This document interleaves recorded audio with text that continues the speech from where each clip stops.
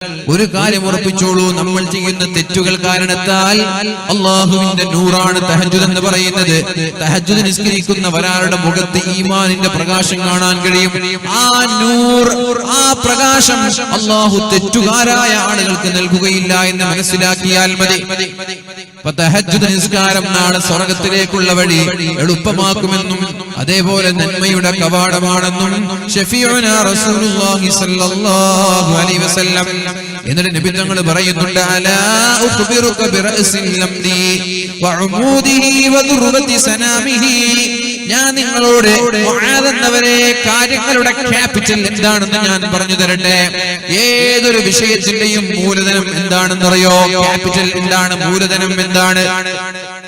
നബി സല്ലല്ലാഹു അലൈഹി വസല്ലം തങ്ങളോട് മുആദ് എന്നവർ പറഞ്ഞു, ബലാ യാ റസൂലല്ലാഹ്, അല്ലാഹുവിന്റെ റസൂലേ പറഞ്ഞു തരൂ, എന്താണ് എല്ലാ വിഷയങ്ങളും സ്വീകരിക്കപ്പെടാനുള്ള മൂലധനം ഏതാണ് നബിയെ? അപ്പോൾ നബി തങ്ങൾ പറഞ്ഞു, റഅസുൽ അംരി അൽ ഇസ്ലാം.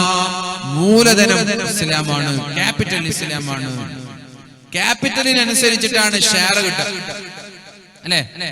ബിസിനസ്സിൽ നമ്മൾ ഷെയർ ഇടുന്നവരുണ്ട്, പല സ്ഥലങ്ങളിലും നമ്മൾ ഷെയർ ഇടുന്നവരുണ്ട്. ജ്വല്ലറി ആയാലും ഓൺലൈൻ മാർക്കറ്റ് ആയാലും MLM ആയാലും അങ്ങനെ പല മേഖലകളിൽ കൊണ്ടുപോയി ലക്ഷങ്ങൾ ഡെപ്പോസിറ്റ് ചെയ്യുന്നവർ. ഒരാൾക്ക് 10,000 കിട്ടിയെന്നറിഞ്ഞാൽ അതേപോലെ അടുത്ത ആൾ കൊണ്ടിട്ട് 10 ലക്ഷം കൊടുക്കും, പിന്നെ അടുത്ത ആൾ 10 ലക്ഷം കൊടുക്കും. ഇങ്ങനെ മാസാമാസങ്ങളിൽ 10,000 രൂപ കിട്ടുമെന്ന് പ്രതീക്ഷിച്ചിട്ട് ഓരോ ബിസിനസ്സുകളിൽ പോയി ഷെയർ ചെയ്യുന്നവർ, ഓരോ ബിസിനസ്സിൽ പോയി മൂലധനം ഡെപ്പോസിറ്റ് ചെയ്യുന്നവർ. എന്നാൽ അത് ഹറാമാണോ ഹലാലാണോ എന്ന് പഠിക്കാൻ പോലും താല്പര്യമില്ല.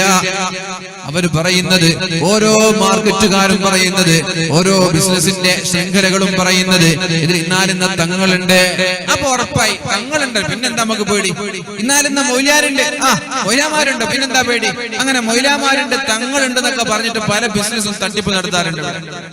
പല ബിസിനസ്സുകാരും ഓൺലൈൻ മാർക്കറ്റാ, പ്രത്യേകിച്ച് ചൈൻ ബിസിനസ്സുകൾ, അവരൊക്കെ പറയുന്ന ഉസ്താദുണ്ട്, ഇന്നാലിന്ന് തങ്ങന്മാരുണ്ടെന്നാ പറയാം. അപ്പൊ ഈ മൊയ്ലാമാരും തങ്ങന്മാരും വിശ്വസിച്ച് സാധാ നാടന്മാരൊക്കെ ഹറാമും ഹലാലും എന്തെന്ന് നോക്കാത്ത മൊയ്ലാമാരുണ്ടെങ്കിൽ, ഹറാമും ഹലാലും നോക്കാത്ത തങ്ങന്മാരുണ്ടെങ്കിൽ അവരെ കണ്ടിട്ട് എന്തടിസ്ഥാനത്തിലാണ് നിങ്ങളൊക്കെ കൊണ്ടുപോയി ഷെയർ ഇടുന്നത്? ഞാൻ പറയുന്നത്, ഹറാമായ സമ്പാദ്യം നമ്മളുടെ ജീവിതത്തിൽ ഉണ്ടായാൽ പിന്നെ മക്കൾ നന്നാവൂല. അള്ളാഹു നമ്മുടെ സമ്പാദ്യത്തിലുള്ള ബറക്കത്ത് എടുത്തു കളയും. അള്ളാഹു കുടുംബസമേതം നരകത്തിലേക്ക് വലിച്ചെറിയും. മൊയ്ലാമാരുണ്ടെന്ന് പറഞ്ഞിട്ട് ഒരാളും ബിസിനസ്സിൽ ഷെയർ ഇടാൻ നിൽക്കണ്ട. തട്ടിപ്പിന്റെ മൊയ്ലാമാർ ഇഷ്ടം പോലെയുണ്ട്. തങ്ങന്മാരുണ്ട് എന്ന് പറഞ്ഞിട്ടും ആരും ബിസിനസ്സിൽ ഷെയർ ഇടാൻ നിൽക്കണ്ട. തട്ടിപ്പിന്റെ തങ്ങന്മാരുമുണ്ട്. അതുകൊണ്ട് തങ്ങന്മാരും മൊയ്ലാമാരും അല്ല ബിസിനസ്സിൽ ഷെയർ ഇടാനുള്ള മാനദണ്ഡം. പിന്നെ എന്താണ് ബിസിനസ്സിൽ ഷെയർ ഇടാനുള്ള മാനദണ്ഡം? അത് ഹലാലാണോ ഹറാമാണോ എന്ന് പഠിക്കലാണ്. അത് തിരിയുന്നില്ല. ബൈനഹുമാ മുസ്തബിഹാതുൻ അൽ ഹറാമു ബയ്യിനുൻ വൽ ഹലാലു ബയ്യിനുൻ. ഹറാമും അല്ലാഹു വ്യക്തമാക്കി തന്നിട്ടുണ്ട്, ഹലാലും അല്ലാഹു വ്യക്തമാക്കി തന്നിട്ടുണ്ട്. അതിനിടയിൽ സംശയാസ്പദമായ ചില കാര്യങ്ങളുണ്ട്. ഹറാമാണെന്നോ ഹലാലാണെന്നോ ഉറപ്പ് പറയാൻ കഴിയാത്ത ചില സംശയാസ്പദമായ കാര്യങ്ങളുണ്ട്. അവിടെയാണ് നബി സല്ലല്ലാഹു അലൈഹി വസല്ലം തങ്ങൾ പറഞ്ഞത്, ആ സംശയാസ്പദമായ വിഷയങ്ങളിൽ സംശയം, ഇത് ഹലാലാണെന്ന് ഉറപ്പില്ല, ഹറാമാണ് ഉറപ്പില്ല, ഹറാമിന്റെ അടയാളങ്ങളുണ്ട്, ഹലാലിന്റെ അടയാളങ്ങളുണ്ട്. അത്തരം വിഷയങ്ങളിൽ നിന്ന് ഹറാമിനെ പേടിച്ചുകൊണ്ട് ആരാണോ മാറി നിൽക്കുന്നത് അവരാണ് മുത്തഖീങ്ങളെന്ന് ശഫീഉനാ റസൂലുള്ളാഹ്. അതാണ് തഖ്വ എന്ന് പറഞ്ഞാൽ. അങ്ങനെയുള്ള ആളുകൾ നാളെ നരകത്തിൽ നിന്ന് രക്ഷപ്പെടുമെന്നാണ് അല്ലാഹുവിന്റെ ഹബീബ് പറഞ്ഞത്. അതുകൊണ്ട് ഹലാലും ഹറാമും കൺഫ്യൂസ്ഡ് ആയ വിഷയങ്ങളിൽ പോയി സാമ്പത്തികമായി നമ്മുടെ ക്യാപിറ്റൽ കൊണ്ടുപോയി ഡെപ്പോസിറ്റ് ചെയ്യാൻ പാടില്ല. ആ കിട്ടുന്ന വരുമാനം ഉപയോഗിച്ച് മക്കളെ പോറ്റിയാൽ, ആ വരുമാനം കൊണ്ട് നമ്മുടെ വീടെടുത്താൽ, ആ വരുമാനം കൊണ്ട് നമ്മുടെ ജീവിതത്തിന്റെ ഉപാധികൾ, ജീവിതോപാധികൾക്ക് വേണ്ടി ചെലവഴിച്ചാൽ, അല്ലാഹുവിന്റെ ഹബീബ് പറഞ്ഞ ഹദീസാണ് ഓർക്കേണ്ടത്, കുല്ലു ലഹ്മിൻ നബത മിൻ സഹ്സിൻ ഫന്നാറു ഔലാ ബിഹി. ഹറാമിൽ നിന്ന് വളർന്ന, ഹറാം തിന്ന് ജീവിച്ച എല്ലാവരും നേരെ പോകേണ്ടത് നരകത്തിലേക്കാണ് എന്ന് ശഫീഉനാ റസൂലുള്ളാഹ്. നമ്മുടെ നാട്ടിലേക്ക് എത്ര തട്ടിപ്പ്, എത്ര പേരാണ് കോടികളുമായി മുങ്ങിയത്, കോടിക്കണക്കിന് സമ്പാദ്യങ്ങളുമായി മുങ്ങിപ്പോയത് എത്രയാണ്. അങ്ങനെ ഓരോ ആളുകൾ മുങ്ങുമ്പോഴാണ് ഓരോ താത്തമാര് വരുന്നത്, ഓരോ ഇഞ്ഞമാര് വരുന്നത്. പോലീസുകാരെ പോയി കേസ് കൊടുക്കാൻ, അല്ലോ എന്റെ 5 ലക്ഷം പോയിട്ടുണ്ട്, എന്റെ 5 ലക്ഷം പോയിട്ടുണ്ട്, നിങ്ങൾ ആരാ 5 ലക്ഷം ഇടാൻ പറഞ്ഞു? ആ ഇടാൻ കാണിച്ച ധൈര്യം ഉണ്ടല്ലോ, അത് പോകുമ്പോഴും ആ ധൈര്യം ഉണ്ടാവുക. വെറുതെ കിട്ടുമെന്ന് പറയുമ്പോൾ അങ്ങോട്ട് കൊണ്ടുപോയിട്ട് എല്ലാവർക്കും പൈസ ഇടാൻ നിൽക്കണ്ട. മനസ്സിലായി? അങ്ങനെ ടീം നമ്മുടെ നാട്ടിൽ വർദ്ധിച്ചിട്ടുണ്ട്.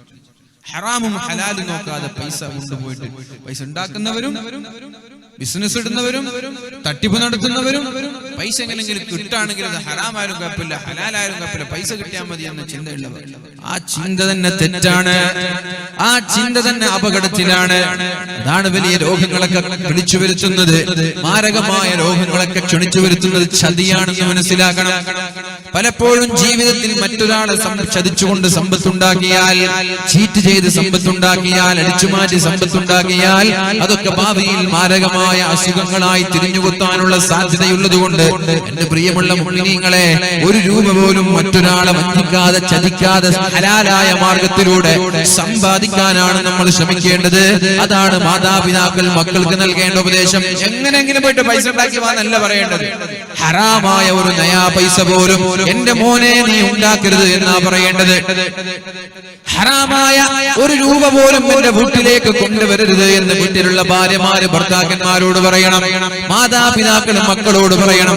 ഏതായാലും നമ്മളിവിടെ പറഞ്ഞു വരുന്നത് എന്റെ പ്രിയമുള്ള മുഅ്മിനീങ്ങളെ, റഅസുൽ മാൽ എന്ന് പറഞ്ഞാൽ മൂലധനം, ഇസ്ലാമിന്റെ നന്മകളൊക്കെ നാളെ അള്ളാഹുവിന്റെ സ്വർഗത്തിൽ, അള്ളാഹുവിന്റെ പാരത്രികമായ ലോകത്ത് നീ നരകത്തിലേക്ക് പോകേണ്ടവനാണോ അല്ല സ്വർഗത്തിലേക്ക് പോകേണ്ടവനാണോ എന്ന തീരുമാനം തന്നെ നടക്കുന്ന നീ മുസ്ലിമാണോ അല്ലേ എന്ന് നോക്കിയിട്ടാ. മുസ്ലിമല്ലേ പിന്നെ മുസ്ലിമാണോ എങ്കിലും പിന്നെ അടുത്ത ചർച്ച ഉള്ളൂ.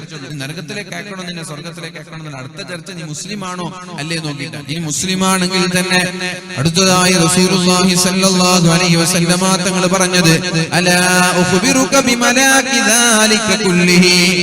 ഇനി മുസ്ലിമായാൽ നീ സ്വർഗത്തിലെത്തണോ നരകത്തിലെത്തണോ എന്ന് തീരുമാനിക്കുന്നത് എന്താ? നിന്റെ നോമ്പല്ല, നിന്റെ നിസ്കാരമല്ല, നിന്റെ ഹജ്ജല്ല, നിന്റെ സക്കാത്തല്ല, നിന്റെ ഖുർആനല്ല, പിന്നെ എന്താണ്? നബി തങ്ങൾ പറഞ്ഞു, നീ മുസ്ലിമായാലാണ് നീ നരകത്തിലേക്ക് പോകണോ അല്ല സ്വർഗത്തിലേക്ക് പോകണോ എന്ന ചർച്ച തന്നെ നീ മുസ്ലിമായാലാണ്. മുസ്ലിമായാൽ അങ്ങനെ ഒരു മാനദണ്ഡം, അങ്ങനെ ഒരു അടിസ്ഥാനം നിനക്കുണ്ട്. പിന്നെ നിന്നിങ്ങനെ അല്ലാഹു നോക്കും, നീ മുസ്ലിമാണ്. ഇനി ആലോചിക്കും നീ നരകക്കാരനാണോ അല്ല സ്വർഗത്തിലേക്ക് പറഞ്ഞേക്കണോ എന്ന് മുസ്ലിമായാൽ പിന്നെ തീരുമാനിക്കുന്നത്. എന്നിട്ട് നബി സല്ലല്ലാഹു അലൈഹി വസല്ലമ തങ്ങൾ തന്റെ നാവ് പിടിച്ചു എന്നാണ്. ഫഅഖദ ബിലിസാനി, നാവ് പിടിച്ചു, നാവ് പിടിച്ചു. ഫഅഖദ ബിലിസാനി ഇങ്ങനെ പിടിച്ചിട്ട് മുആദിനോട് പറഞ്ഞു, ഇങ്ങനെ പിടിച്ചു, ഇങ്ങനെ പിടിച്ചിട്ട് മുആദിനോട് പറഞ്ഞു, മുആദേ കുഫ അലൈക ഹാദി. ഇതാണ് മുസ്ലിമായാൽ പിന്നെ നിന്റെ സ്വർഗവും നരകവും തീരുമാനിക്കുന്നത്.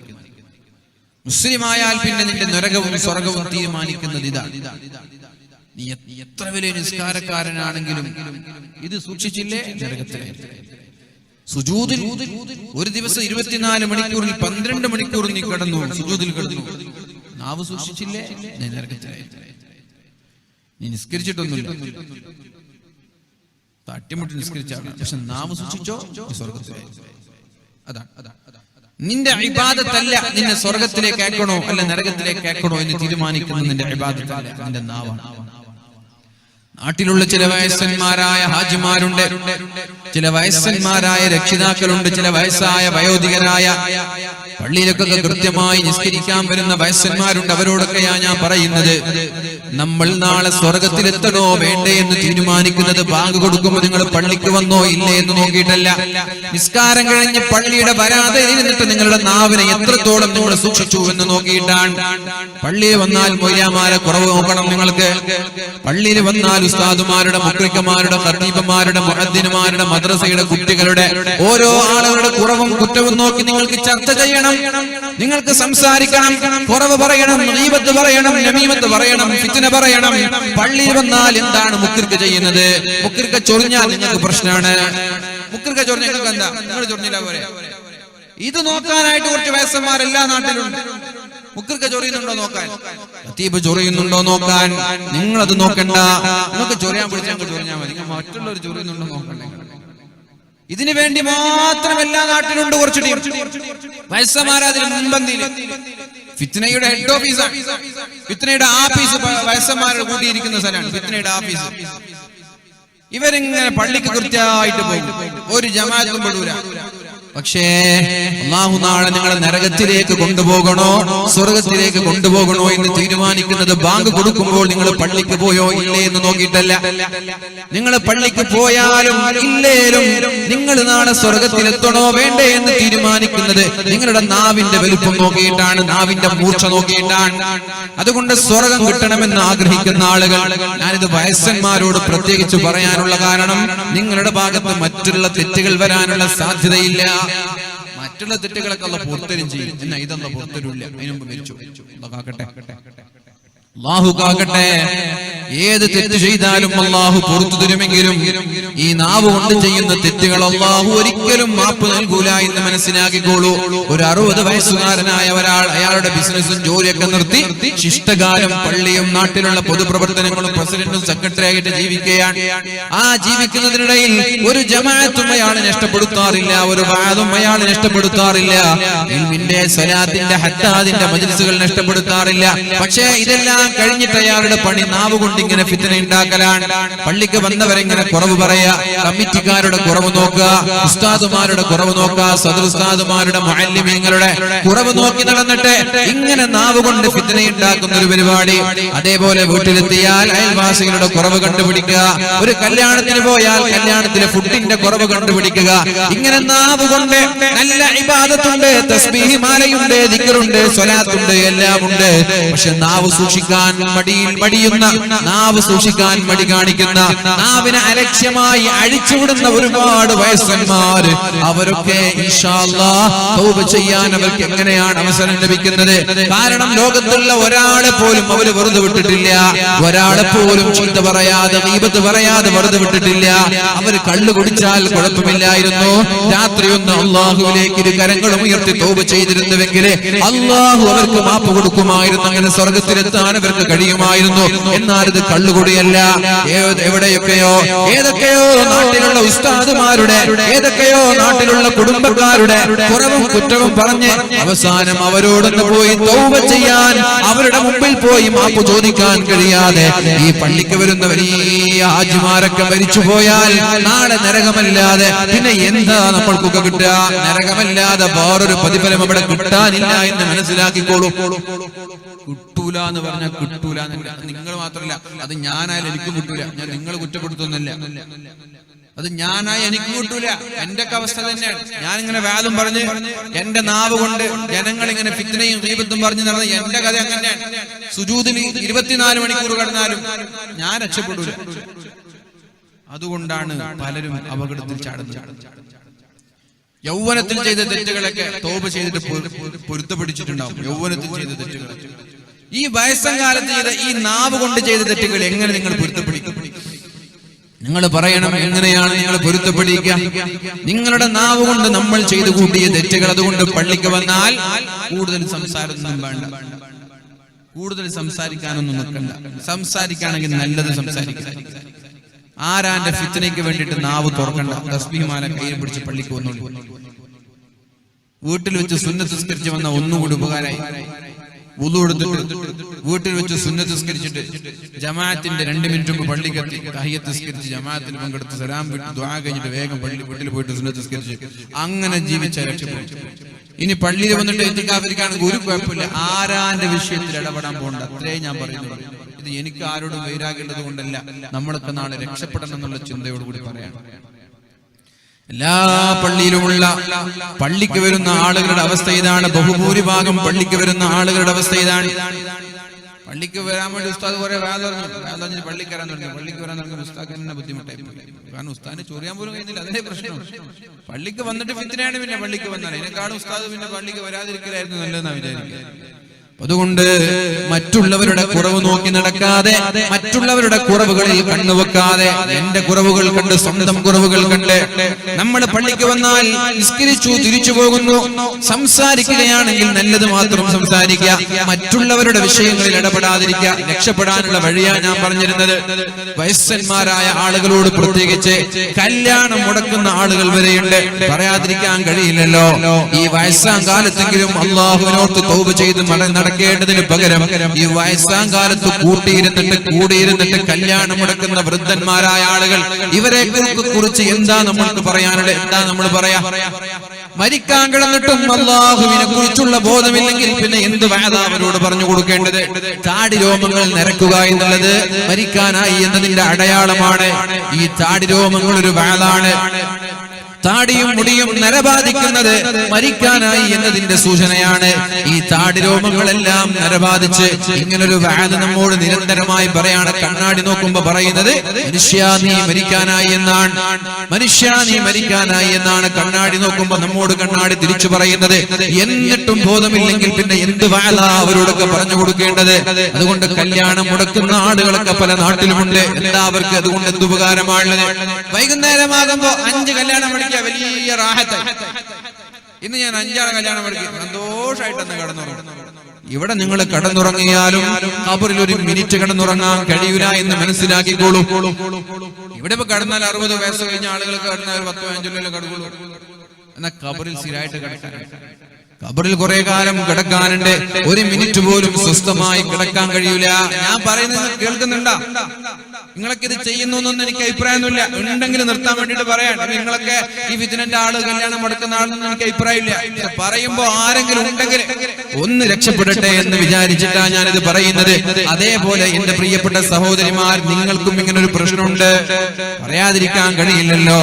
സഹോദരിമാരാണ് ഏറ്റവും കൂടുതൽ നരകത്തിൽ ഞാൻ കാണാനിടയായത് എന്ന് അല്ലാഹുവിന്റെ ഹബീബായ മുഹമ്മദ് മുസ്തഫ. സത്യത്തിൽ പെണ്ണുങ്ങളാണ് വളരെ എളുപ്പത്തിൽ സ്വർഗത്തിലെത്തേണ്ടത്. പെണ്ണുങ്ങൾ സ്വർഗത്തിലെത്താൻ വളരെ എളുപ്പമുള്ള വിഭാഗമാണ്.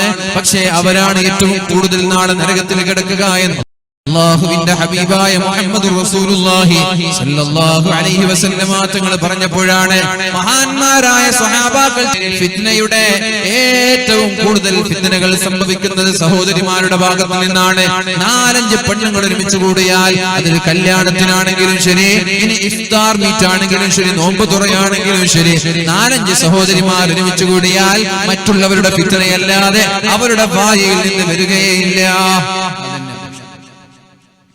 ഇനി എന്ത് ഇബാദത്ത് ചെയ്താലും, നിങ്ങൾ എത്ര തലകുത്തി മറിഞ്ഞാലും ഈ നാവ് അപകടമാണ്. ഇത് സൂക്ഷിക്കാതെ രക്ഷപ്പെടാൻ കഴിയൂല എന്നാണ് നബി തങ്ങൾ പറയുന്നത്. അപ്പൊ നിങ്ങളുടെ നന്മ നോക്കണോ വേണ്ടേ തീരുമാനിക്കുക നിങ്ങൾ മുസ്ലിമാണോ അല്ലേ നോക്കിയിട്ടാണ്. മുസ്ലിമാണ്, അപ്പൊ നന്മ ഒന്ന് പരിശോധിച്ചു നോക്കാം. ഈ നന്മ പരിശോധിച്ചു നോക്കിയിട്ട് നിങ്ങൾ സ്വർഗത്തിലെത്തണോ അല്ലേ വേണ്ടേ എന്ന് തീരുമാനിക്കുന്നത് എന്താ? നാവ് സൂക്ഷിച്ചിട്ടില്ല, പക്ഷെ ദിവസവും 1000 സ്വലാത്തിലിട്ടുണ്ട്, നോ രക്ഷ. ദിവസവും 1000 ഇസ്തിഗ്ഫാർ ഇട്ടിട്ടുണ്ട്, രാവിലെ തഹജ്ജുദ് നിസ്കരിച്ചിട്ടുണ്ട്, നാവ് സൂക്ഷിച്ചിട്ടില്ല, നോ രക്ഷ. ഒരു രക്ഷയില്ല, ഒരു പ്രതീക്ഷയില്ല. നരകം ഉറപ്പാണെന്ന് നിങ്ങൾ വിചാരിക്കേ വേണ്ട. ഞാൻ പറയുന്ന വിഷയം നിങ്ങൾക്ക് ചിലപ്പോ നിസ്സാരമായിട്ട് തോന്നുകയാണെങ്കിൽ ഇതൊക്കെ എഴുതി വെച്ചോളൂ. നാവ് സൂക്ഷിക്കാത്ത വിഭാഗമാണെങ്കിൽ സ്വർഗത്തിന്റെ 7 അയലത്തെത്തൂല എന്ന് ഓർമ്മിച്ചു.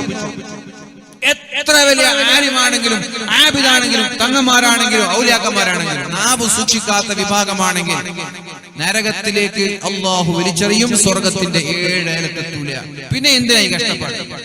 പിന്നെ എന്തിനാ ഈ നിസ്കാരം? നരകത്തിലേക്ക് അല്ലാഹു വലിച്ചെറിയുമെങ്കിൽ പിന്നെ നാവ് സൂക്ഷിക്കാതെ കുറെ നിസ്കരിച്ചിട്ട് എന്താ കാര്യം? അതിനെക്കാളും നല്ലത് ഇങ്ങനെ തെമ്മാടിയായിട്ട് നടക്കാനല്ലേ. ദുനിയാവിന് സുഖം കിട്ടും, ആഖിറത്ത് എന്തായാലും കിട്ടൂല, ദുനിയാവിന് സുഖം കിട്ടൂല. ഈ നാവ് സൂക്ഷിക്കാത്തവരോടൊക്കെ എനിക്ക് പറയേണ്ടതാണ്, ഒന്നുകിൽ നാവ് സൂക്ഷിക്കുക, അല്ലെങ്കിൽ ദുനിയാവിന്റെ സുഖം കിട്ടാൻ ആസ്വദിച്ചോളൂ. ഏതായാലും ആഖിറത്ത് കിട്ടാൻ പോകുന്നില്ല, ആഖിറത്ത് ഏതായാലും രക്ഷപ്പെടാൻ പോകുന്നില്ല, ദുനിയാവെങ്കിലും അടിച്ചു പൊളിച്ചു. അത്രേ പറയാനുള്ള വിഭാഗം ആളുകൾ. കാരണം എന്താ? ഏത് തമ്മാടിത്തരങ്ങൾ അല്ലാഹു പുറത്തരൂലേ? നാവ് കൊണ്ട് ചെയ്ത് അല്ലാഹു പുറത്തരുമോ? നിങ്ങൾക്ക് തോന്നുന്നുണ്ടോ? നാവ് കൊണ്ട് ചെയ്തത് അല്ലാഹു റബ്ബ് സുബ്ഹാനഹു വ തആല പുറത്തു തരുകയോ തിരിഞ്ഞു നോക്കുകയോ ഇല്ല. ഏതുവരെ ആരെ കുറിച്ചാണോ നമ്മൾ സംസാരിച്ചത് അവരെ മാപ്പ് തരാതെ അല്ലാഹു മാപ്പ് തരൂല മുഅ്മിനീങ്ങളെ. അതുകൊണ്ട് ഇപ്പൊ എന്താ പരിഹാരം? ഒന്നുമില്ല. നമ്മളെ കുറിച്ച് ആരെങ്കിലും എന്തെങ്കിലും പറഞ്ഞിട്ടുണ്ടെങ്കിൽ കണ്ണും ചുമ്മി അങ്ങോട്ട് കണ്ണും ചുമ്മി രാത്രി ഉറങ്ങാൻ കിടക്കുമ്പോൾ എപ്പോഴും അല്ലാഹുവിനോട് പറയണം, അല്ലാഹുവേ എന്നെ കുറിച്ച് ആരെങ്കിലും എന്തെങ്കിലും പറഞ്ഞിട്ടുണ്ടെങ്കിൽ, ഫിത്നയുണ്ടാക്കിയിട്ടുണ്ടെങ്കിൽ, ഗീബത്ത് പറഞ്ഞിട്ടുണ്ടെങ്കിൽ, അല്ലാഹുവേ ഞാൻ എല്ലാം പുറത്തു കൊടുത്തിരിക്കുകയാണ്, നാളെ ആഖിറത്തിലേക്ക് വേണ്ടി മാറ്റി വെക്കരുത് റബ്ബേ. എന്ന് ദുആ ചെയ്തിട്ട് ലോകത്തുള്ള എല്ലാവരും കിടന്നുറങ്ങിയ എല്ലാവരും രക്ഷപ്പെടും. ഇല്ലെങ്കിൽ ആരും രക്ഷപ്പെടും? ഞാനടക്കമുള്ള എല്ലാ ആളുകളും രാത്രി ഉറങ്ങാൻ കിടക്കുമ്പോ അല്ലാഹുവേ ഇന്ന് രാവിലെ മുതൽ ഈ കിടന്നുറങ്ങുന്നത് വരെ ആരൊക്കെയാണോ എന്നെ കുറിച്ച് ഫിത്നയുണ്ടാക്കിയത്, ആരൊക്കെയാണോ എന്നെ കുറിച്ചിട്ടില്ലാത്ത അപവാദങ്ങൾ ഇബത്ത് പറഞ്ഞത്, എനിക്കിഷ്ടമില്ലാത്ത കാര്യങ്ങൾ ചർച്ച ചെയ്തത്, അല്ലാഹുവേ അവർക്ക് നീ നാളെ ആഖിറത്തിലേക്ക് വേണ്ടി അതിന്റെ ശിക്ഷ എടുത്തു വെക്കല്ല റബ്ബേ. ഞാൻ അവർക്ക് മാപ്പ് കൊടുത്തിരിക്കുകയാണ് റബ്ബേ. ഇത് പറയണമെങ്കിൽ വിശാലമായൊരു മനസ്കത വേണം. നമ്മളെന്താ പറയാ, മരിച്ചതിന്റെ മയ്യത്ത് പോലും കാണരുത് എന്ന് പറയുന്നത് നമ്മൾക്ക് ഇങ്ങനെ പറയാനുള്ള സന്മനസ്സുണ്ടാവോ? സ്വന്തം ചേട്ടനോട് പറയും എന്റെ മയ്യത്ത് കാണണ്ട, എന്റെ വീട്ടിലേക്ക് കയറരുത്, എന്റെ പറമ്പിലേക്ക് കയറരുത്. ഇത് പറഞ്ഞു നടക്കുന്ന നമ്മൾക്ക് എങ്ങനെയാണ് പൊരുത്തം പോലും ചോദിക്കാതെ അങ്ങോട്ട് ഹോൾസെയിലായി മാപ്പ് കൊടുക്കാൻ നമ്മൾക്ക് കഴിയുന്നത്? അതാണ് വിശാല മനസ്കത, അതാണ് വിശാലമായ മനസ്കത. ആ വിശാല മനസ്കതയിലേക്ക് വരണമെങ്കിൽ രാത്രി ഞാൻ മരിക്കുമെന്നുള്ള ചിന്തയുണ്ടാവണം. ഈ രാത്രി കിടന്നുറങ്ങുന്ന ഒരാൾ ഞാൻ രാവിലെ സുബഹിക്ക് മുമ്പ് മരിച്ചാലോ എന്ന ചിന്തയുണ്ടാവണം. ദിവസവും അങ്ങനെ ഒരു ചിന്തയുള്ള ആളുകൾക്ക് വിശാലമായ മനസ്കതയുണ്ടാവുള്ളൂ. അപ്പൊ ഞാൻ പറഞ്ഞു വരുന്നത്, എന്റെ പ്രിയപ്പെട്ട സഹോദരങ്ങളോട് സഹോദരിമാരോട് എനിക്ക് പറയാനുള്ളത്, ഇൻഷാ അല്ലാഹ് ഇത് ദുആ ചെയ്തതിനു ശേഷം നമ്മൾ വീണ്ടും പറയണം, അല്ലാഹുവേ എന്റെ നാവിലൂടെ, എന്റെ നാവിൻ തുമ്പിലൂടെ ഞാൻ ആരെങ്കിലും വേദനിപ്പിച്ചിട്ടുണ്ടെങ്കിൽ അല്ലാഹുവേ അവർക്ക് നീ പുറത്തു കൊടുക്കണേ റബ്ബേ, അവർക്ക് നീ അഫ്വ മഅദിറ നാളെ രക്ഷപ്പെടുത്തണേ എന്ന് നമ്മൾ ചീത്ത പറഞ്ഞ ആളുകൾ ഓർമ്മയുണ്ടെങ്കിൽ അവരോട് ഫോൺ വിളിച്ച് മാപ്പ് ചോദിക്കണം. അല്ലെങ്കിൽ വാട്സപ്പിലെങ്കിലും മെസ്സേജ് അയച്ചിട്ട് മാപ്പ് ചോദിക്കണം. അറിയുന്നുണ്ടെങ്കിൽ. അറിയാത്ത കുറെ ആളുകളുണ്ടാവും, ജീവിതത്തിൽ ഒരു തവണയെ കണ്ടിട്ടുള്ളൂ, പിന്നെ കണ്ടിട്ടില്ല. അങ്ങനെയുള്ള ആളുകളാണെങ്കിൽ അല്ലാഹുവേ അവർക്ക് നീ പുറത്തു കൊടുക്കണേ എന്ന് ദുആ ചെയ്യണം. എന്നെ കുറിച്ച് പറഞ്ഞവർക്കൊക്കെ പഠിച്ചോനെ ഞാൻ മാപ്പ്, അത് നീ നാളെ ആഖിറത്തിലേക്ക് വേണ്ടി ബാക്കി വെക്കരുത്. നമ്മളങ്ങനെ ചെയ്യണമെന്ന് എനിക്കറിയാം. ഒരു 10 രൂപ തരാണ്ടെങ്കിൽ ഇൻഷാ അല്ലാഹ് അവരിൽ വെച്ച് കാണാൻ, നാളെ കാണാൻ, നാളെ വെക്കണ്ട, ഇന്നലത്ത് നാളെ വെച്ച് എല്ലാവരും കാര്യം കഷ്ടമാണ്. നാളേക്ക് വേണ്ടി മാറ്റിവെച്ചാൽ എല്ലാവരുടെയും കാര്യം കഷ്ടമാണ്. 1 ലക്ഷം കൊടുത്തു തിരിച്ചു തരുന്നില്ല, കടം വാങ്ങി തിരിച്ചു തരുന്നില്ല. ഇപ്പൊ എത്രയോ തട്ടിപ്പിനിരയായ ആളുകൾ ഇവിടെ 100 കണക്കിനുണ്ടാവും. ഈ സദസ്സിൽ 100 കണക്കിന് ആളുകളുണ്ടാവും തട്ടിപ്പിന്, ബിസിനസ് തട്ടിപ്പിനിരയായവർ. അപ്പൊ നിങ്ങൾ പറയും ആയിക്കോട്ടെ മുങ്ങി, എനിക്കെന്തൊക്കെ ഇപ്പൊ നാളെ കാണാൻ മഷർ വെച്ച് കാണൂലെന്ന് പറയും. വേണ്ട, മഷർക്ക് വേണ്ടി ആരും ബാക്കി വെക്കണ്ട, ഇവിടെ വെച്ച് തീർത്തേക്ക്. അല്ലാഹു ഞാൻ അയാൾക്ക് പുറത്തു കൊടുത്തു, ഈ നാളെ ആഖിറത്തിൽ എന്റെ പൈസാന്റെ പേര് അയാളെ ശിക്ഷിക്കല്ല. ഇതാണ് നിങ്ങളുടെ വിശാല മനസ്കത. ഇത് ചെയ്യാൻ നിങ്ങൾക്ക് കഴിയോ എങ്കിൽ നിങ്ങൾ രക്ഷപ്പെടും. കയ്യിൽ അനുഗ്രഹം കഴിയില്ല, ഒരു ഉറുപ്പ് പോയാൻ കഴിയും. നിങ്ങളെ വീട്ടിൽ നിന്ന് ഒരു 5 പവൻ സ്വർണ്ണം ആരെങ്കിലും അടിച്ചു മാറ്റി എന്ന് വിചാരിച്ചു. കല്യാണത്തിന് വന്ന പഠിച്ചു മാറ്റിയാണ്, കള്ളം വന്നൊന്നുമല്ല, കല്യാണത്തിന് വന്ന പഠിച്ചു മാറ്റിയാണ്. നിങ്ങൾ എന്താ പറയാ? കുറെ കാലം തങ്ങന്മാരെ പിന്നാലെയും ഉസ്താമാരെ പിന്നാലെ പോയിട്ട് ഇതെങ്ങനെ കിട്ടുമോ നോക്കും. കിട്ടില്ല എന്നുണ്ടെങ്കിൽ നാളെ ആഖിറത്തിൽ കാണാൻ, ആഖിറത്തിൽ കാണാൻ. അങ്ങനെയല്ല പറയുന്നത്, കിട്ടൂലെന്ന് ഉറപ്പാണെന്ന് എങ്കിൽ പഠിച്ചോനെ ആ കൊണ്ടുപോയ ആൾക്ക് ഞാൻ സ്വതക്ക് കൊടുത്തു, പഠിച്ചോനെ ആഖിറത്തിൽ അയാൾ അതിന്റെ പേരിൽ ശിക്ഷിക്കരുത് എന്ന് പറയാനുള്ള വിശാല മനസ്സ് നമ്മൾക്കുണ്ടാകും. എങ്കിലും നമ്മൾ രക്ഷപ്പെടും. അതല്ലാതെ എല്ലാം നാളെ കാണാമെന്നുള്ള ചിന്തയോടെ ഇൻഷാ അല്ലാഹ് നാളെ കാണാം, ആഖിറത്തിൽ കാണാം, ഖബറിൽ കാണാം എന്നൊക്കെ പറയുന്നവരോട് എനിക്ക് പറയാനുള്ളത്, അതേപോലെ അല്ലാഹു തീരുമാനിച്ചാലോ? നിങ്ങൾ തീരുമാനിക്കുന്നത് പോലെ അല്ലാഹു നാളെ തീരുമാനിച്ചാലോ?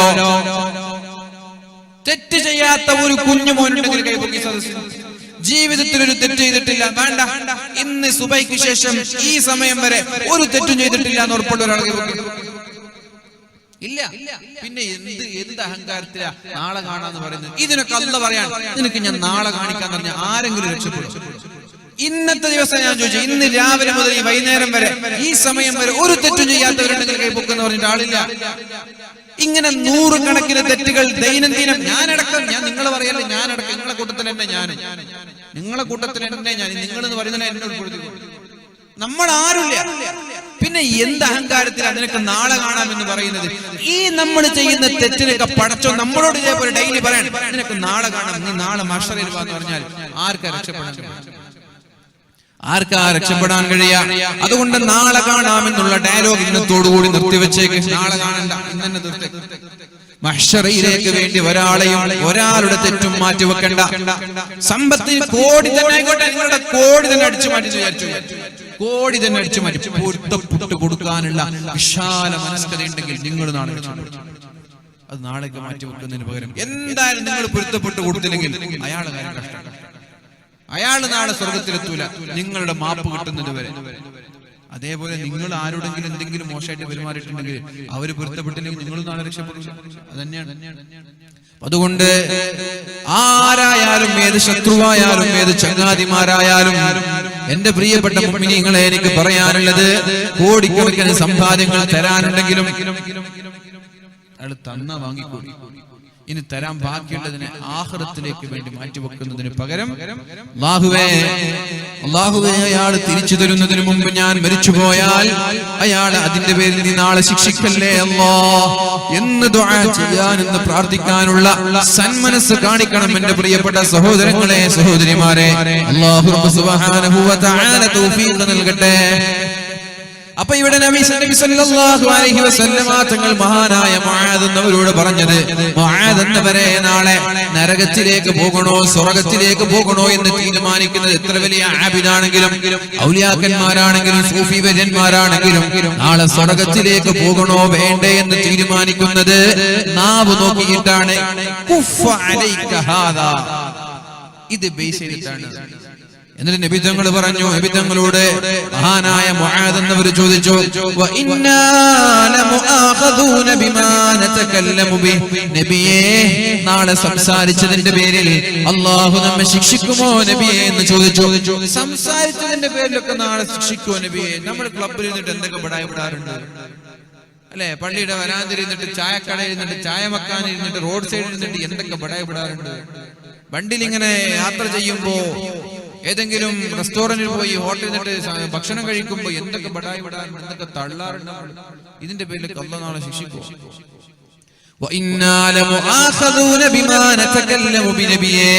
നാളെ സംസാരിച്ചത് കാരണത്താൽ അല്ലാഹു ഞങ്ങളെ ശിക്ഷിക്കുമോ നബിയെ എന്ന് ചോദിച്ചപ്പോ നബി തങ്ങൾ പറഞ്ഞു, സകീലത്തുക ഉമ്മുക യാ മുആദ്, മുആദ് എന്നവരെ നിങ്ങൾക്ക് ഇതുവരെ നേരം വെളുത്തിട്ടില്ലേ?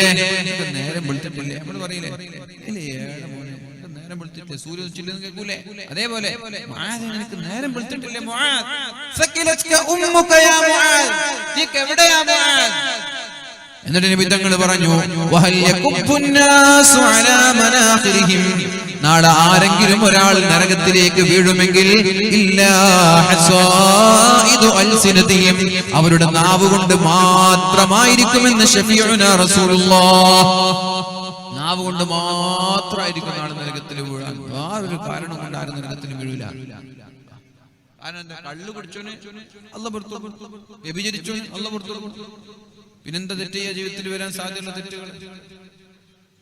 മനുഷ്യന്മാരെ പറ്റിച്ച് നാവ് കൊണ്ട് ചതി, നാവ് കൊണ്ട് ഗീബത്ത്, അതേപോലെ മനുഷ്യനുമായി ഇടപെടുന്ന വിഷയങ്ങൾ കാരണത്താലല്ലാതെ അല്ലാഹു തആല നാളെ ഒരാളെയും നരകത്തിലേക്ക് വലിച്ചെറിയൂല. അപ്പൊ നമ്മുടെ മനുഷ്യനുമായിട്ടുള്ള സമ്പർക്കം ഓക്കെയാണെങ്കിൽ അല്ലാഹു നമ്മെ ഏറ്റെടുക്കും. മനുഷ്യനും തമ്മിലുള്ള ബന്ധമാണ് നമ്മൾ നന്നാക്കേണ്ടത്. അല്ലാഹു നമ്മളും തമ്മിലുള്ള ബന്ധം കുറച്ച് മോശമായാലും കുഴപ്പമൊന്നുമില്ല, മോശമാക്കണം എന്നല്ല ഞാൻ പറയുന്നത്. അത് കുറച്ച് മോശമായാലും മനുഷ്യരും തമ്മിലുള്ള ബന്ധം നന്നായാൽ നമ്മൾ രക്ഷപ്പെടും. അല്ലാഹു അതാ ഇഷ്ടം. നമ്മളിപ്പോ അല്ലാഹുക്ക് വേണ്ടി സുജൂദ് ചെയ്തതുകൊണ്ട് പടച്ചോന് പ്രത്യേകമായിട്ട് പദവി കൂടാനൊന്നുമില്ല, അള്ളാന്റെ സ്ഥാനം കൂടാനൊന്നുമില്ല, അള്ളാഹ്ക്ക് റാങ്ക് കൂടാനൊന്നുമില്ല. നമ്മൾ സുജൂദ് ചെയ്തു, നമ്മളിങ്ങനെ ഖുർആൻ ഓതിയതുകൊണ്ട് പടച്ചോനൊന്നും കിട്ടാനില്ല. അത് പടച്ചോൻ നമ്മളൊരു ശുക്രിന് വേണ്ടി ചെയ്യുന്നതാണ്. നേരെ മറിച്ച് മനുഷ്യനും തമ്മിലുള്ള ഇടപാടുകൾ നമ്മൾ നന്നാക്കുമ്പോൾ അള്ളാഹ്ക്ക് അത് വലിയ ഇഷ്ടമാണ്. കാരണം അള്ളാഹുവിന്റെ ഒരു സൃഷ്ടിയോട് ബഹുമാനത്തോടു കൂടി പെരുമാറുമ്പോൾ പടച്ചോന് അത് വലിയ ഇഷ്ടമാണ്. എല്ലാവരും അള്ളാഹുവിന്റെ സൃഷ്ടികളാണ്. കുടുംബക്കാരായാലും നാട്ടുകാരായാലും മതമേതായാലും ജാതി ഏതായാലും ഇതൊക്കെ പടച്ചോന്റെ സൃഷ്ടിയാണ്. മൃഗമായാലും ഇഴജന്തുക്കളായാലും ഒരു വസ്തുവിനെ പോലും വെറുതെ ഉപദ്രവിക്കാൻ പാടില്ലല്ലോ. കടിക്കുന്ന പാമ്പുകൾ, വിഷമുള്ള പാമ്പുകൾ, കടിക്കുന്ന നായകൾ, നമ്മൾക്ക് ദേഹോപദ്രവം ഉണ്ടാക്കാൻ സാധ്യതയുള്ള ഹിംസ്ര ജന്തുക്കളെ മാത്രമേ നമ്മൾക്ക് വധിക്കാനും വീട്ടിൽ നിന്ന് ആട്ടി ഓടിക്കാനും അല്ലാഹു സമ്മതം തന്നിട്ടുള്ളൂ. അതല്ലാതെ ഒരു നായ കാണുമ്പോ കല്ലെറിയാൻ പോലും പാടില്ല. നമ്മൾ നായ കാണുമ്പോ നല്ലതല്ല. നമ്മെ ദ്രോഹിക്കാത്ത ഒരു വസ്തുവിനെ പോലും നമ്മൾ തിരിച്ച് അറ്റാക്ക് ചെയ്യാൻ പാടില്ല. നമ്മൾ ദ്രോഹിക്കോ എങ്കിൽ നമ്മൾക്ക് അവരെ ഡിഫെൻഡ് ചെയ്യാം.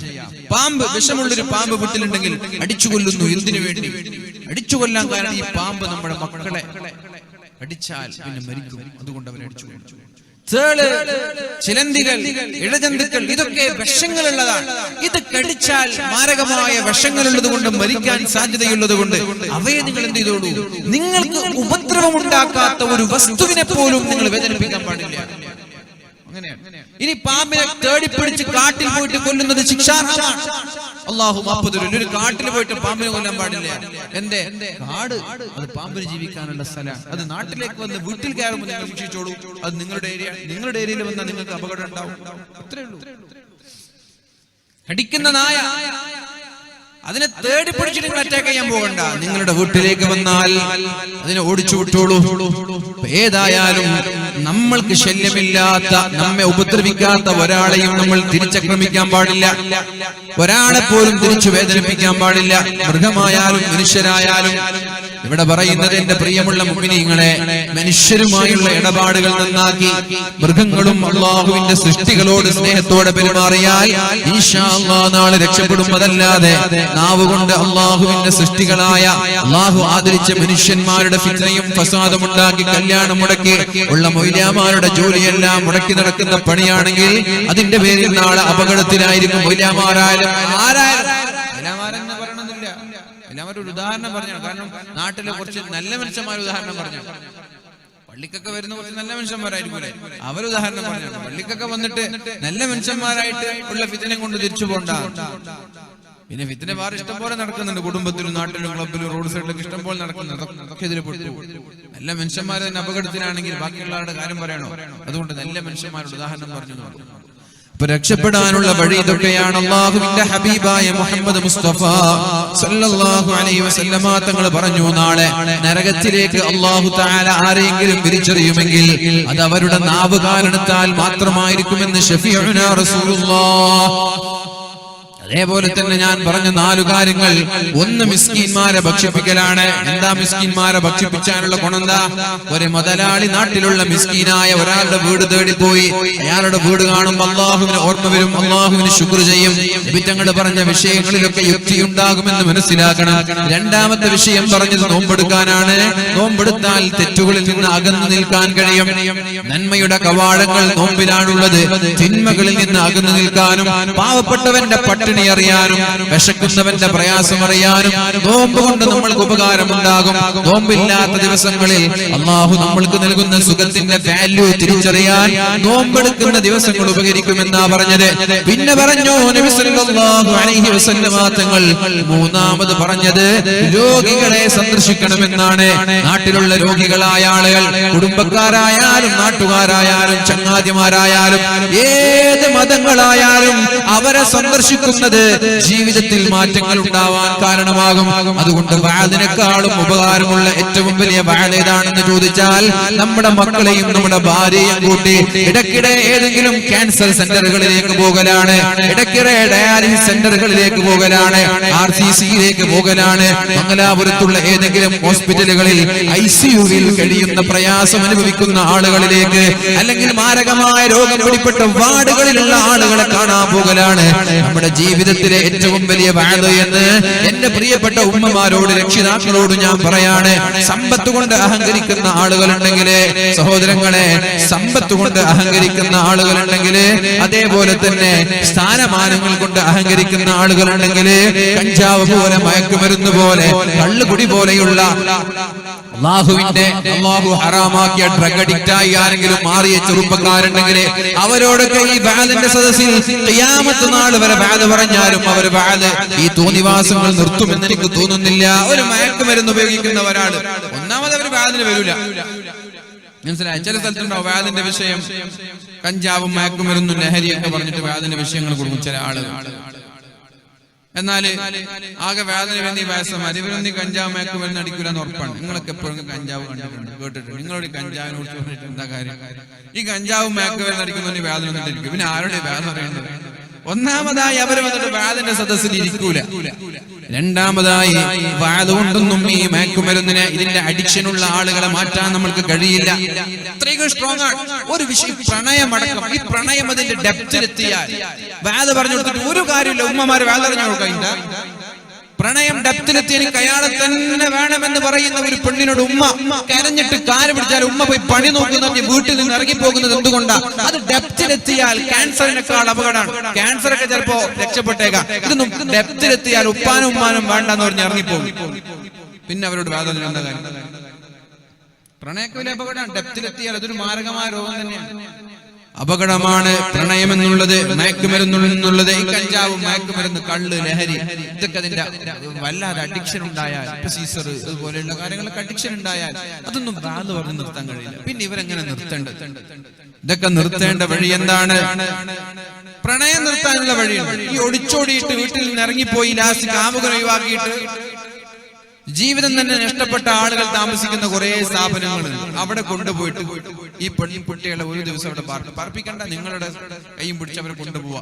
എന്നിട്ട് അവിടെ പ്രണയിച്ചിട്ട് മാതാപിതാക്കളെ ഒഴിവാക്കി വീട്ടിൽ നിന്ന് ഇറങ്ങിപ്പോയി എന്നെ മതസ്ഥന്റെ കൂടെയും നമ്മൾ ഇഷ്ടപ്പെടാത്ത ആളുകളുടെ കൂടെ ഒക്കെ ഇറങ്ങിപ്പോയി വീട്ടിൽ നിന്ന് ഒഴിവാക്കി 1 മാസം 2 മാസം 6 മാസം 2 വർഷമൊക്കെ കൂടെ ജീവിച്ചിട്ട് ഭർത്താവിന് ആ പെണ്ണ് ഇറങ്ങിപ്പോയ കാമുകന് ഇവരുടെ സുഖം ആസ്വദിച്ചതിന് ശേഷം ഇവളെ ഏതെങ്കിലും പെരുവയിൽ ഒഴിവാക്കിയിട്ട് പോകുന്ന എത്രയോ സ്ഥാപനങ്ങളുണ്ട്. അത്തരം ആളുകൾ പഠിക്കുന്ന സ്ഥാപനമുണ്ട്.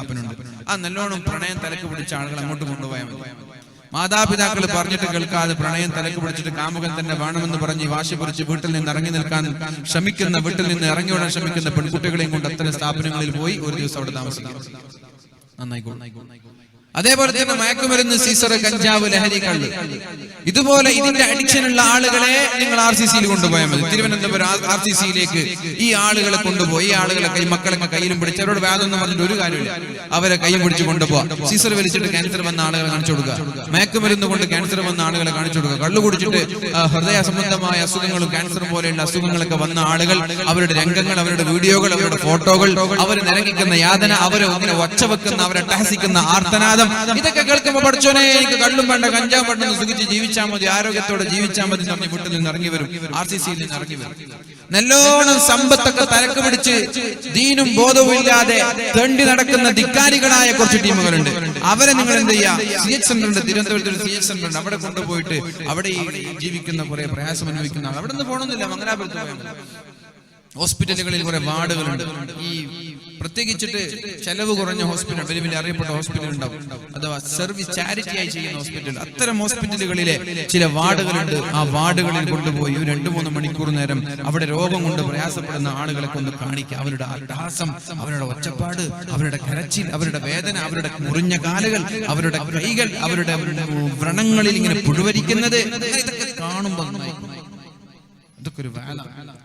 അതുകൊണ്ടാണ് അല്ലാഹുവിന്റെ ഹബീബായ നബി സല്ലല്ലാഹു അലൈഹി വസല്ലം തങ്ങൾ പറഞ്ഞത്, നിങ്ങൾ രോഗികളെ സന്ദർശിക്കണമെന്ന് പറഞ്ഞത് നിങ്ങളുടെ ആരോഗ്യത്തിന്റെ വില അറിയാനാണ്.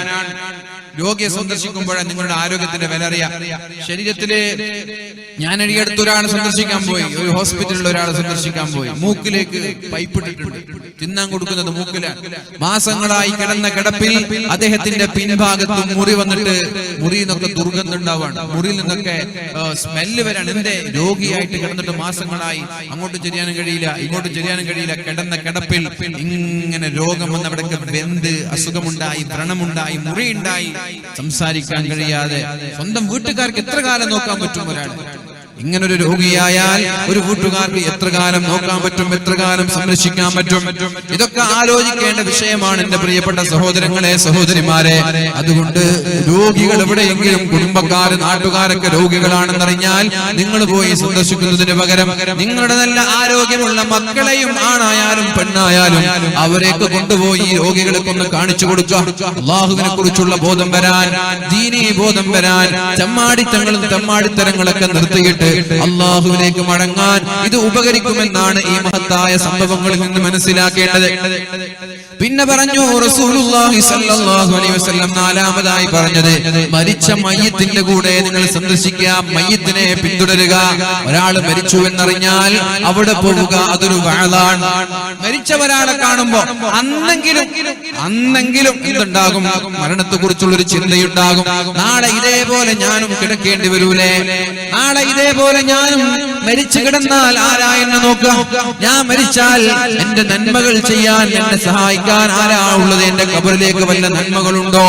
ഇതേപോലെ ഞാനും മരിക്കൂലേ?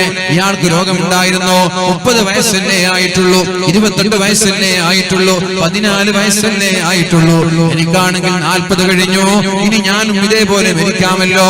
ഇതുപോലെ മരിച്ച ആളുകളെ നിരന്തരമായി മരിച്ച ആളുകളുടെ വീട് സന്ദർശിച്ച് മയ്യിത്തിനെ സന്ദർശിച്ച് അവരുടെ ജനാസ പിന്തുടരുന്നത് നാളെ സ്വർഗത്തിലെത്താനുള്ള വഴിയെന്നാണ് അല്ലാഹുവിന്റെ ഹബീബായ മുഹമ്മദുർ റസൂലുള്ളാഹ്. ഇത് നബി തങ്ങൾ ചോദിക്കുന്നത് ഇങ്ങനെയാണ്. ഒരു സദസ്സിൽ വെച്ച് ചോദിച്ചു, ഇന്നാരെങ്കിലും നോമ്പ് നോറ്റിട്ടുണ്ടോ? ഇന്നാരെങ്കിലും രോഗിയെ സന്ദർശിച്ചിട്ടുണ്ടോ? ഇന്നാരെങ്കിലും ഒരു മിസ്കീന് ഭക്ഷണം കൊടുത്തിട്ടുണ്ടോ? ഇന്നാരെങ്കിലും മയ്യിത്തിനെ സന്ദർശിച്ചിട്ടുണ്ടോ? 4 എണ്ണത്തിനും കൈപ്പൊക്കിയത് സിദ്ദീഖ് തങ്ങളാണ്. അപ്പൊ നബി സല്ലല്ലാഹു അലൈഹി വസല്ലമ തങ്ങൾ പറഞ്ഞു, ഈ 4 കാര്യങ്ങൾ ഒരാളിൽ ഒരുമിച്ചാൽ വജബത് ലഹുൽ ജന്ന, അയാൾക്ക് അല്ലാഹു തആല സ്വർഗ്ഗം നിർബന്ധമാക്കുമെന്നാ പറഞ്ഞത്. അപ്പൊ ഈ 4 കാര്യങ്ങൾ പറയാനുള്ള കാരണം ഞാൻ ഇതുവരെ വിശദീകരിച്ചത്. 4 കാര്യം കൊണ്ട് സ്വർഗ്ഗത്തിലെത്തും നിങ്ങൾ ഒരുപാട് വാദം കേട്ടിട്ടുണ്ടാവും. പക്ഷെ ഈ 4 കാര്യങ്ങൾ നബി തങ്ങൾ പറയാനുള്ള യുക്തി എന്താണ്? ഒന്ന്, മിസ്കീന്മാരെ ഭക്ഷണം കഴിപ്പിക്കുന്നത് കൊണ്ട് മിസ്കീന്മാരുടെ പ്രയാസം മനസ്സിലാക്കാൻ ഒരു മുതലാളിക്ക് കഴിയും, അപ്പൊ അയാൾ അഹങ്കരിക്കൂല. രോഗിയെ സന്ദർശിക്കുന്നത് കൊണ്ട് ഇതേപോലെ രോഗം വന്നാൽ എന്റെ കഷ്ടം, എന്റെ കാര്യം എന്തായിരിക്കും, ഇതുപോലെ രോഗിയായി ഞാൻ മാറിയാൽ അതേപോലെ അയാളുടെ ആരോഗ്യത്തിന്റെ വില തിരിച്ചറിയാൻ അയാൾക്ക് കഴിയും, തെറ്റുകളിൽ നിന്ന് മാറാൻ കഴിയും. അതേപോലെ നോമ്പെടുത്താൽ അയാൾക്ക് പട്ടിണിയുടെ പ്രയാസം അറിയും. അതേപോലെ തന്നെ അല്ലാഹു അയാൾക്ക് ദിവസവും നൽകുന്ന ഭക്ഷണത്തിന്റെ വിലയറിയും. കണ്ണുകളെയും ശരീരത്തെയും ഹറാമിൽ നിന്ന് നിയന്ത്രിക്കാൻ കഴിയും. അതുപോലെ തന്നെ മരണവും ഒരു വഅദാണ്. അതാണ് റസൂലുള്ളാഹി സ്വല്ലല്ലാഹു അലൈഹി വസല്ലമ തങ്ങൾ പറഞ്ഞത്, കുൻതു നഹൈതുകും മൻ സിയാറത്തിൽ ഖുബൂരി ഫസൂറുഹാ, നിങ്ങളോട് ഞാൻ ഖബർ സിയാറത്ത് ചെയ്യരുത് എന്ന് പറഞ്ഞിരുന്നു, എന്നാൽ നിങ്ങൾ അത് ചെയ്തോളൂ. കാരണം ഈ ഖബർ സിയാറത്ത് കൊണ്ട് നിങ്ങൾക്ക് മരണത്തെക്കുറിച്ചുള്ള ഓർമ്മയുണ്ടാകും. നിങ്ങളുടെ കണ്ണിൽ നിന്ന് കണ്ണുനീർ തുള്ളികൾ ധാരധാരയായി ഒഴുകാൻ അത് കാരണമാകുമെന്ന് ശഫീഉനാ റസൂലുള്ളാഹി സ്വല്ലല്ലാഹു അലൈഹി വസല്ലം മഹാനായ അബൂ ദർദാ റളിയല്ലാഹു അൻഹു പറയുന്നുണ്ട്, മൻ അക്സറ മിൻ ദിക്രിൽ മൗത്ത്, ആരാണോ മരണത്തെ നന്നായി ഓർക്കുന്നത്, മരണത്തെ നന്നായി ഓർക്കുന്നവർ ആരാണ്?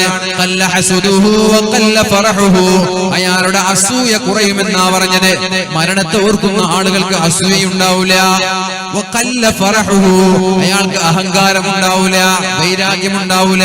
മരണത്തെ ഓർത്ത് ജീവിക്കുന്നവരാളെ സംബന്ധിച്ചിടത്തോളം വൈരാഗ്യമോ പ്രതികാരമോ വാശിയോ അസൂയയോ ഒന്നും അയാളുടെ മനസ്സിലുണ്ടാവില്ല.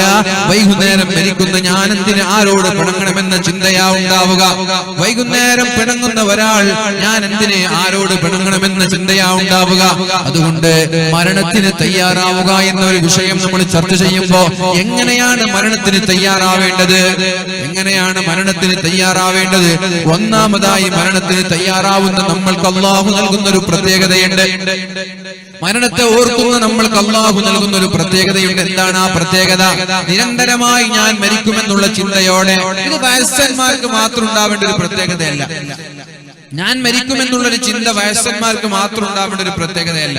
പിന്നെയോ, ഞാൻ മരിക്കുമെന്നുള്ള ചിന്തയുണ്ടാവേണ്ടത് എല്ലാ 15 വയസ്സിന്റെ മുകളിലുള്ള ആളുകൾ, പഠിക്കുന്ന വിദ്യാർത്ഥികൾ മരണത്തെ ഓർക്കണമെന്നില്ല. ഇന്നമൽ അഅമാലു ബിഖവാതീമിഹാ, നബി സല്ലല്ലാഹു അലൈഹി വസല്ലമ തങ്ങൾ പറഞ്ഞത്, ഇന്നമൽ അഅമാലു ബിഖവാതീമിഹാ, ഒരാൾ അവസാനം എന്തു ചെയ്തു എന്ന് നോക്കിയിട്ടാണ് അല്ലാഹു തആല അയാളുടെ പാരത്രിക ലോകത്തെ തീരുമാനിക്കുന്നത്. അവസാനം എന്തു ചെയ്തു, നീ മരിക്കുന്നതിന്റെ തൊട്ടു മുമ്പ് എന്തു ചെയ്തു എന്നാണ് അല്ലാഹു നോക്കുക. മരിക്കുന്നതിന്റെ തൊട്ടു മുമ്പ് എന്തു ചെയ്തു എന്നാണ് അല്ലാഹു നോക്കുന്നത്. ഇന്നമൽ അഅമാലു ബിഖവാതീമിഹാ, അപ്പൊ നീ രാത്രി ഉറങ്ങുമ്പോൾ മരിച്ചു. രാത്രി ഉറക്കിലുള്ള മരണം ഇന്ന് വർദ്ധിച്ചുകൊണ്ടിരിക്കുകയാണ്. ഉറങ്ങുമ്പോൾ നീ മരിച്ചു. മരിക്കുന്നതിന് മുമ്പ് നിന്റെ കാമുകയോട് സംസാരിച്ചു, വീഡിയോ കോൺഫറൻസ് എടുത്ത് കാമുകന്മാരോട് സംസാരിച്ചു. അതേപോലെ കള്ളൊക്കെ കുടിച്ചിട്ട് വന്നതാ, വ്യഭിചരിച്ചിട്ട് വന്നതാ, കണ്ണുകൊണ്ട് ഹറാമ് ചെയ്തിട്ട് കിടന്നുറങ്ങി. ആ ഉറക്കലങ്ങോട്ട് മരിച്ചു. നിന്റെ കാര്യം അങ്ങനെ ഉറങ്ങാൻ ആർക്ക് കഴിയും? മരണത്തെ ഓർമ്മയില്ലാത്ത ആളുകൾക്ക് അങ്ങനെ ഉറക്കം വരുള്ളൂ. എന്നാൽ മരണത്തെ ഓർക്കുന്ന ഒരാളെ സംബന്ധിച്ചിടത്തോളം, അല്ലാഹുവേ എന്റെ ഭാഗത്ത് തെറ്റുവന്നു പോയി, നീ മാപ്പ് തരണേ അല്ലാഹ്, ഇനി മേലാൽ ഞാനത് ആവർത്തിക്കൂല എന്ന തൗബ ചെയ്തിട്ട്, അല്ലാഹുവേ എന്റെ ഭാഗത്ത് തെറ്റുവന്നു പോയി, ഒന്ന് തൗബ സ്വീകരിക്കാനുള്ള മാനദണ്ഡം 3 എണ്ണമാണ്.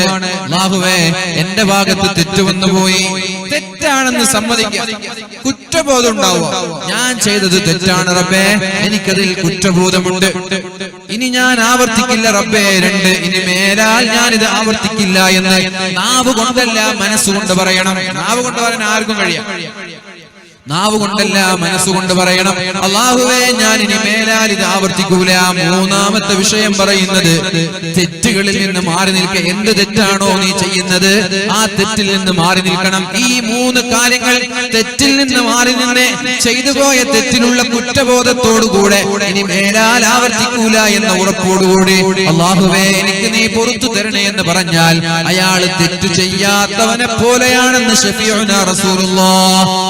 പിന്നെ അയാൾ തെറ്റ് ചെയ്യാത്തവനെ പോലെയാണ്. തെറ്റ് ചെയ്യാത്തവനെ പോലെയാണ്. നീ തെറ്റ് ചെയ്തിട്ടുണ്ടോ? ഇല്ല ഇല്ല, തെറ്റ് ചെയ്യാത്തവനെ പോലെയാണ്. ഇത് അല്ലാഹുമായി ഇടപെടുന്ന വിഷയം. മനുഷ്യനെ പറഞ്ഞല്ലോ, അത് മനുഷ്യനോട് തന്നെ തീർക്കണം. അത് അല്ലാഹു എടുത്തിട്ട് ഒരു കാര്യമില്ല, അത് മനുഷ്യനോട് തന്നെ തീർക്കണം. അതുകൊണ്ട് മരിക്കാൻ കിടക്കുന്ന നമ്മെ സംബന്ധിച്ചിടത്തോളം എന്റെ പ്രിയമുള്ള മുഅ്മിനീങ്ങളെ, ഇന്ന് രാത്രി മരിക്കും, നാളെ സുബഹിക്ക് മുമ്പ് മരിക്കും, നാളെ മഗ്‌രിബിന് മുമ്പ് മരിക്കും എന്നുള്ള ചിന്തയുണ്ടായാൽ തഅജീലു തൗബ, എന്ത് തെറ്റ് ചെയ്താലും ഉടനെ പടച്ചോൻ എനിക്ക് പുറത്തു തരണം. തെറ്റ് ചെയ്യും, മനുഷ്യന് സ്വാഭാവികമാണ്. തെറ്റ് ചെയ്യും എന്ന് ഉറപ്പുള്ളത് കൊണ്ട് തന്നെയാണ് തൗബ എന്ന വാതിൽ അല്ലാഹു നമുക്ക് തുറന്നു തന്നത്. മനുഷ്യൻ തെറ്റ് ചെയ്യാൻ തീരെ പാടില്ലെങ്കിൽ പിന്നെ തൗബ എന്ന ഓപ്ഷൻ തന്നെ അല്ലാഹു കൊടുക്കൂല. മനസ്സിലായോ? തെറ്റ് ചെയ്യാനേ പാടില്ലെങ്കിൽ പിന്നെ അത് തൗബ കൊടുക്കും.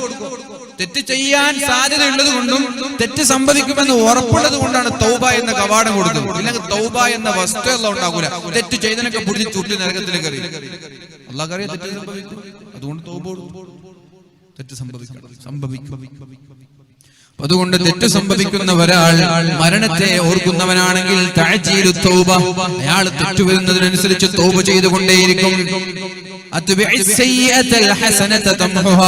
തെറ്റ് വന്നാൽ ഉടനെ തന്നെ നന്മ ചെയ്ത തെറ്റിനെ മായ്ച്ചു കളയണമെന്ന് ശഫീഉനാ റസൂലുള്ളാഹി. തെറ്റ് വന്നു കഴിഞ്ഞാൽ ആ തെറ്റുകളെ നന്മകൾ കൊണ്ട് മായ്ച്ചു കളയണമെന്ന് ശഫീഉനാ റസൂലുള്ളാഹി. വഖനാഅത്തുൽ ഖൽബി, തെറ്റ് ചെയ്യുന്ന ഒരാളെ സംബന്ധിച്ചിടത്തോളം അയാൾക്ക് തൃപ്തിയുണ്ടാകും, സംതൃപ്തിയുണ്ടാകും. എന്ത് കിട്ടിയാലും തികയാത്ത ചിന്താഗതി ഉണ്ടാവില്ല. എത്ര വലിയ വീടെടുത്താലും ചില ആളുകൾ കുറച്ച് ചെറുതായി പോയല്ലോ, എന്തായാലും ചെറുതായി എന്ന് പറയാൻ കാരണം അയാളുടെ വീട് 10,000 സ്ക്വയർ ഫീറ്റ് ആണ്, ഏകദേശം 4 കോടി ചെലവാക്കിയിട്ടുണ്ട്. അയാൾ പിന്നെ അയാളുടെ ചങ്ങാതിരി വീടുണ്ടാക്കി അവിടെ പോയി വന്ന് തിരിച്ചു വരുമ്പോൾ അയാൾക്ക് ഭയങ്കര വിഷമം. എന്റെ വീട്ടിൽ രസമില്ലല്ലോ, അയാളുടെ വീട്ടിലുള്ള ഇറ്റാലിയൻ മാർബിൾ, അയാളുടെ വീട്ടിലുള്ള ഇന്റർലോക്ക്, എന്റെ വീട് ഇത്ര മോശമായി പോയി. ഖനാഅത്തുൽ ഖൽബ് ഉണ്ടാവില്ല മരണത്തെ ഓർക്കാത്ത ഒരാളെ സംബന്ധിച്ചിടത്തോളം.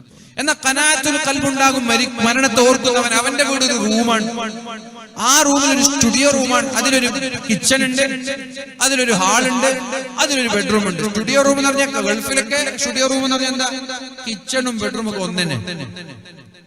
എന്നാൽ ചില ആളുകൾക്ക് സ്യൂട്ട് ഉണ്ടാവും. സ്യൂട്ട് മീൻസ് ഒരു ഹാൾ ഉണ്ടാകും, അതേപോലെ ഒരു ബെഡ്റൂം, അതേപോലെ ഒരു കിച്ചൺ. അതേ ഉള്ളൂ. അത് ഗൾഫിലുള്ള യാത്ര സംഭവമല്ല. നമ്മുടെ നാട്ടിൽ ഇതുപോലെ ചെറിയ വീടുകളുള്ള ആളുകളില്ലേ, ചെറിയ വീടുകൾ, അയാൾക്ക് ഭയങ്കര സന്തോഷം. ഇത് മതി, മരിക്കാൻ പോകുന്ന എനിക്ക് എന്തിന് ഇത്ര വലിയ വീടെന്നാണ് ചിന്തിക്കുക. ഖനാഅത്തുൽ ഖൽബ്, ഹൃദയത്തിന് തൃപ്തി ഉണ്ടാവും. മരിക്കാൻ പോകുന്ന എനിക്ക് 10,000 സ്ക്വയർ ഫീറ്റിന്റെ വീടുണ്ടായിട്ട് എന്താ കാര്യം എന്നാണ് ചിന്തിക്കുന്നത്. മരണത്തെ ഓർക്കുന്ന ആൾ തൃപ്തി ഉണ്ടാവും. ഇനി 10,000 സ്ക്വയർ ഫീറ്റിന്റെ വീട് ഒരാളെടുത്തു, അയാൾക്ക് മരണത്തെ കുറിച്ച് ചിന്തയുണ്ടെങ്കിൽ അയാൾക്ക് തൃപ്തി ഉണ്ടാവും. മാഷാ അല്ലാഹ്, എനിക്ക് ഇത്ര നല്ല വീട് അല്ലാഹു തന്നില്ലേ, ഇതിനേക്കാളും വലുത് എനിക്ക് അല്ലാഹു തരേണ്ടത്. അയാൾക്ക് തൃപ്തി ഉണ്ടാവും. മരണത്തെ ഓർക്കുന്നവനാണെങ്കിൽ, ഓർക്കാത്തവനാണെങ്കിൽ 10,000 അല്ല 1,00,000 സ്ക്വയർ ഫീറ്റ് ഉള്ള വീടെടുത്താലും അയാൾ സാറ്റിസ്ഫൈഡ് ആവൂല. അയാൾക്ക് എന്നും ടെൻഷൻ ആയിരിക്കും. 1,00,000 സ്ക്വയർ ഫീറ്റിന്റെ വീടെടുക്കുന്ന ആളുകളൊക്കെ ഉണ്ട്. വീടിന്റെ നിർമ്മാണത്തിലുള്ളവരുണ്ട്. പക്ഷെ മരണത്തെ ഓർമ്മയില്ലെങ്കിൽ അവർക്ക് അതിലും തൃപ്തി ഉണ്ടാവില്ല. പിന്നെ പറഞ്ഞു ഖനാഅത്തുൽ ഖൽബി വനശാത്തുൽ ഇബാദ, നിസ്കാരത്തിൽ കോൺസെൻട്രേഷൻ കിട്ടൂല. മരണത്തെ ഓർക്കുന്ന ഒരാൾക്ക് നിസ്കാരത്തിൽ നല്ല ആവേശമുണ്ടാകും. അസ്ർ നിസ്കരിക്കാൻ ഞാൻ മഗ്‌രിബിന് മുമ്പ് മരിക്കുമല്ലോ എന്ന ഒരു സൂചന കിട്ടിയാൽ നിസ്കാരത്തിൽ നല്ല ശ്രദ്ധ ഉണ്ടാവില്ല. സുബഹി നിസ്കരിക്കാൻ ഞാൻ ളുഹറിന് മുമ്പ് മരിച്ചാലോ എന്ന പേടിയുണ്ടെങ്കിൽ ളുഹർ നല്ല കോൺസെൻട്രേഷൻ കിട്ടൂലേ. അവ മരണത്തെ ഓർത്തുകൊണ്ടിരിക്കുന്ന ആളുകൾക്ക് നല്ല കോൺസെൻട്രേഷൻ കിട്ടും, ഇബാദത്തിന് ശ്രദ്ധ ഉണ്ടാവും, ഖുശൂ ഉണ്ടാവും. ഇതൊന്നുമില്ല, മരണത്തെ ഓർക്കാത്ത ആളുകൾക്ക് ഇതൊന്നും ലഭിക്കൂല. അതുകൊണ്ട് പ്രിയമുള്ളവരെ, ഖുൽ ഇന്നൽ മൗതല്ലദീ തഫിറൂന മിൻഹു ഫഇന്നഹു മുലാഖീകും ثم تردون إلى عالم الغيب والشهادة. എത്ര ഓടിപ്പോകാൻ ശ്രമിച്ചാലും, മരണത്തിൽ നിന്ന് എത്ര ഓടാൻ ശ്രമിച്ചാലും, രക്ഷപ്പെടാൻ ശ്രമിച്ചാലും, മരണം പിടികൂടുമെന്നുള്ള ചിന്തയോടുകൂടി ജീവിക്കുക. മരണം നമ്മെ പിടികൂടുക തന്നെ ചെയ്യും. മരിക്കാതെ രക്ഷപ്പെടാൻ കഴിയില്ല. എന്തായാലും മരിക്കുമല്ലോ. മരിക്കാതെ ആർക്കെങ്കിലും രക്ഷപ്പെടാൻ കഴിയും? എപ്പോ മരിക്കും അറിയില്ല. അത് അള്ളാന്റെ അടുത്ത് അതിന്റെ വിവരമുള്ളത്. എപ്പോ മരിക്കും എന്നുള്ള വിവരം അള്ളാന്റെ അടുത്താണ്. അതുകൊണ്ട് നാളെ ഞാൻ മരിച്ചേക്കാം. മരണത്തിന് പ്രായം പ്രശ്നമില്ല, മരണത്തിന് രോഗമുണ്ടാവണമെന്നില്ല, മുടി നിരക്കണമെന്നില്ല, താടി നിരക്കണമെന്നില്ല. 18-കാരികൾ പനി പിടിച്ചു മരിച്ചു, 22-കാരൻ ഉറക്കിൽ മരിച്ചു. മരണത്തിന്റെ സൂചനയില്ല. പ്രത്യേകിച്ച് അവസാന കാലഘട്ടം വരുമ്പോൾ അല്ലാഹുവിന്റെ ഹബീബ് പറഞ്ഞു, പെട്ടെന്നുള്ള മരണം, യാതൊരു കാരണമില്ലാതെ പെട്ടെന്നുള്ള മരണം വർദ്ധിക്കുമെന്ന് മുഹമ്മദ് മുസ്തഫ. പെട്ടെന്ന് ആളുകൾ മരിച്ചു പോകും. ഇത് സത്യവിശ്വാസികളെ, നല്ലവരായ മരണത്തെ ഓർക്കുന്ന ഒരാളെ സംബന്ധിച്ചിടത്തോളം പെട്ടെന്നുള്ള മരണം റാഹത്തുൻ ലിൽ മുഅ്മിൻ, അയാൾക്കത് റാഹത്താണ്. പെട്ടെന്നുള്ള മരണം സത്യവിശ്വാസിയെ സംബന്ധിച്ചിടത്തോളം റാഹത്തുൽ ലിൽ മുഅ്മിൻ, സത്യവിശ്വാസിക്ക് അത് റാഹത്താണ്, ആശ്വാസമാണ്. എന്തുകൊണ്ട്? തെറ്റ് വരുമ്പോൾ ഉടനെ തൗബ ചെയ്ത ആളാണ്, തെറ്റ് വന്ന ഉടനെ നന്മ ചെയ്തതിനെ മായ്ച്ചു കളഞ്ഞ ആളാണ്. അയാൾക്ക് മരണം വന്നാൽ റാഹത്താണ്. കാരണം അയാൾ അവസാനം ചെയ്തത് നന്മയാണ്.